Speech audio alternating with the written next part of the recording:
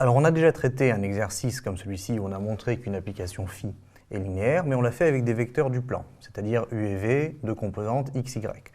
Maintenant, on va faire la même chose, simplement on ne manipule plus des vecteurs, on manipule des polynômes dont le degré est au plus 2. C'est ce que ça veut dire R indice 2 de x.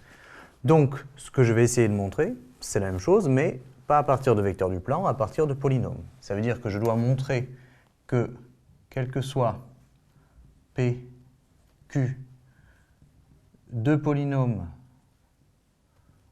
de degré au plus 2, c'est-à-dire appartenant à R indice 2 de x croix R indice 2 de x, et quel que soit lambda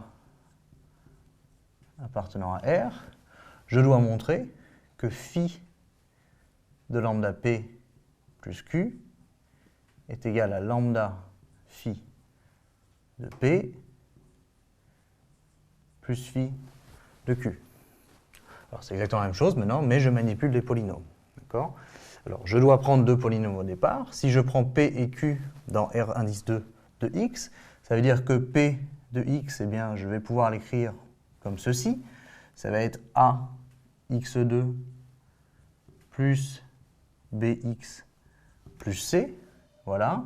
Et Q de x, eh bien, tout simplement, ça va être A' x2 plus b'x plus c. En tout cas, pardon, plus c'. En tout cas, de manière générale, ce sera la forme de ces polynômes. Maintenant, pour tout lambda réel, je vais regarder ce que j'obtiens lorsque je vais phi de lambda p plus q. Lambda p plus q, c'est facile, il suffit de faire lambda p, c'est-à-dire lambda fois tout ce polynôme, auquel j'ajoute le polynôme q. Et donc, ça va me donner, maintenant, x plus 1 fois la dérivée de ceci, plus x fois la dérivée seconde de ceci.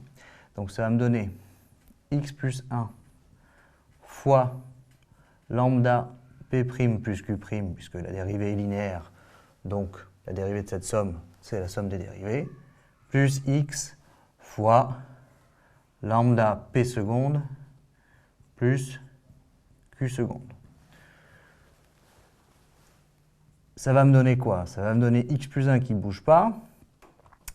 Lambda fois p', eh bien ça me fait 2 lambda a x plus lambda b plus q', c'est 2a' x plus b', auquel je vais rajouter plus x fois lambda p seconde plus q seconde.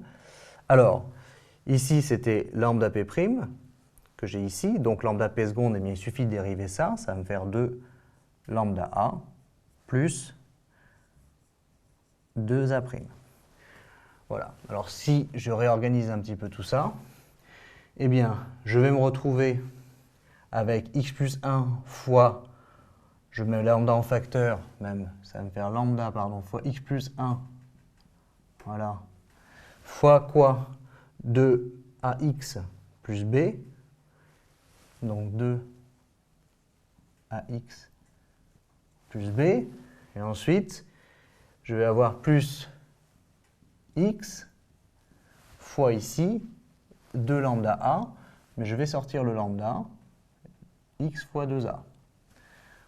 Je rajoute ensuite ce qui me manque, c'est-à-dire x plus 1, cette fois-ci facteur de la partie en q', c'est-à-dire facteur de 2a'x plus b', auquel je rajoute x fois 2a'. Et en fait, cette partie-ci, par définition, c'est phi de q, c'est-à-dire si on part de ce polynôme-là, eh bien ça c'est bien phi de q. Et ici, je vais avoir lambda phi de p. Et donc au final, j'obtiens bien lambda phi de p plus phi de q, ce qui veut dire que mon application phi que l'on m'a proposée est bien linéaire. Alors avec un petit peu d'expérience, vous saurez que ce genre d'application est toujours linéaire. La vérité, c'est qu'elle est linéaire parce que la dérivation est linéaire, et donc par construction, on obtiendra toujours phi de lambda p plus q égale lambda phi de p plus phi de q, mais il faut savoir le montrer et il faut se souvenir que maintenant on manipule des polynômes, attention, donc mes vecteurs de départ sont des polynômes. Alors je sais, un vecteur, a priori, c'est pas un polynôme, en tout cas, c'est pas comme ça qu'on l'a appris, mais on parle d'un espace vectoriel, et les vecteurs de cet espace vectoriel peuvent être autre chose que les vecteurs comme vous les avez appris au lycée. Ça peut être des fonctions, ça peut être des polynômes, et ici c'est le cas.